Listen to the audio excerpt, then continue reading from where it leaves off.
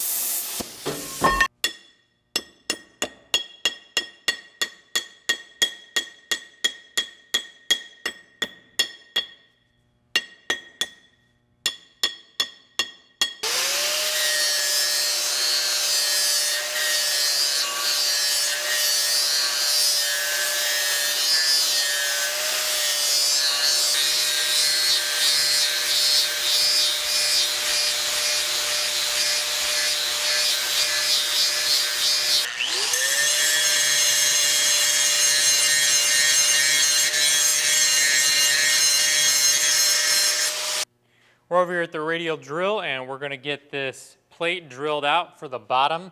This will be for our bolts to bolt it down to the actual horizontal mill.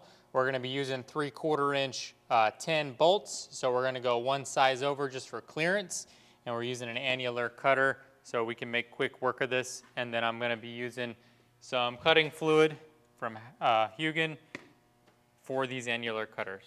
So let's get started.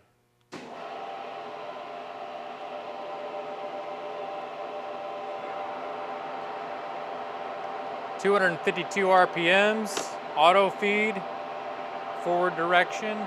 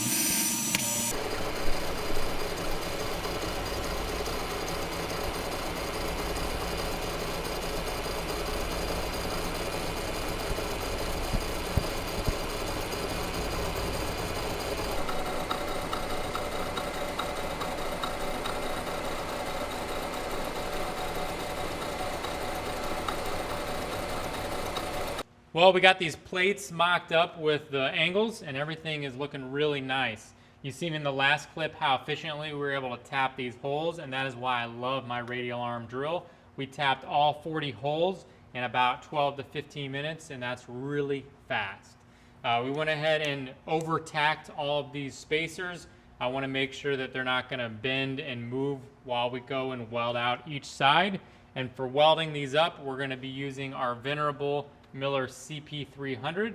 I tacked these up with a smaller 211, but I want to make sure I'm getting some really nice penetration on these welds. So we're going to be using the big boy. We'll be running it on 440 volts, and we're going to be using 045 wire with a C2575 mix, and hopefully come in here and lay down some nice chunky, nice looking welds. So we'll get that set up and we'll get this welded out.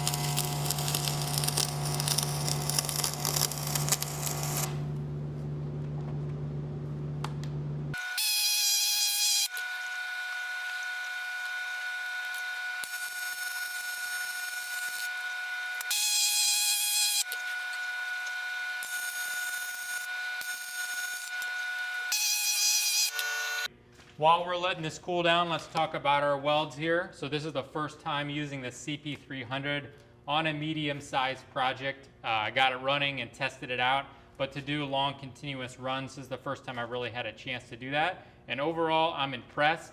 These are not Instagram welds by any means, but they're real-world welds and they will work great.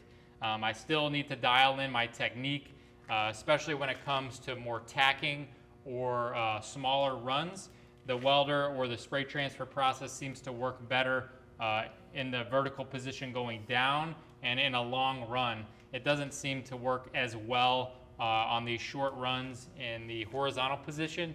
It seems to be a little bit more bubbly, but maybe that's just me. Overall, really happy with the weld penetration. We did 2 passes. We did a root and then we did a cap. Now, if this was a more structural application, you'd want to bevel it more than we did. We only did about a 30% bevel. You'd really want to get down so that both welds touch each other. But for what we're doing, this will be more than enough. We also added a little plate here for an eye that's 3/4 tin, and we made sure it's balanced so that way when we lift it, it's nice and even. With this thing being about 200 pounds, that's just going to help us out with that. Next step is to get this over to the milling machine and go ahead and mill that side, mill the bottom side, and go ahead and bring this top edge down and clean it up. It's oversized from where it needs to be. And then we need to mill a slot on the bottom for a key, and that long key will register this into the slots on the mill table. This can be used on other machines, but I'm primarily making it specifically for that milling machine, so that way when it drops into the key, it is square to that machine and is set for that machine. If need be, that key could be removed and it could be used on other machines, but this is primarily for that K&T, So I want to set it up so it's nice and convenient. I drop it in, it's square. If I need to take a skim across the face because it's super critical, I can.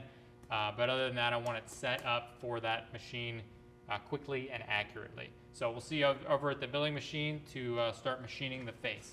We're over at the K&T mill and we're ready to get this plate machined on both sides. We got the overarm supports removed just for a little bit extra clearance. And we're gonna come in here and face this backside with this large end mill, or face mill rather. And then we'll put the slot in there for the key so it can drop into the slot. Then we'll flip it 90 degrees, register it on the slot, and then machine the other side to match.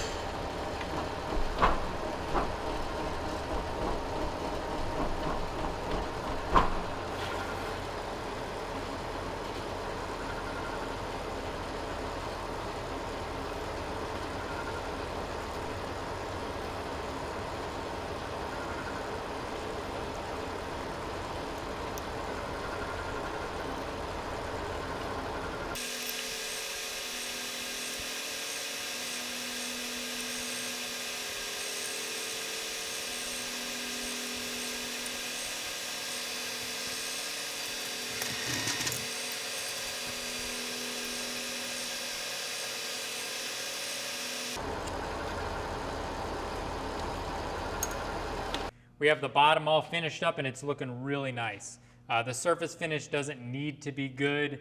This is a functional piece, but I wanted to use the fly cutter and test it out because we're gonna be using it on the project this is for, and kind of dial it in and use this as a testing ground. And it looks really good. Really, I can't ask for any more. There's no way I would have been able to get this type of finish over on the Bridgeport using that large of a fly cutter. So I'm really happy overall. We went ahead and got everything deburred, drilled some holes because we're gonna make 2 keys. So off camera, I'll make those keys real quick. We'll get them tapped in here, secured with the screw, and then we'll make sure this is stoned. The table is stoned. We'll drop it in, make sure it's a nice snug fit, bolt it down, and then we'll machine the other side and square off the top. And everything should be square based on that setup, which is really what we're going for. Again, we could use this as a universal plate, but for the job I have coming up, I really just want to make sure, according to this specific machine, when I drop it in the slots, it's square, you know, within about 1/1000th, and I think we'll be able to do that. So we'll get this flipped over and we'll get them keys made, and then we'll see you back at the mill so we can start working on the other side.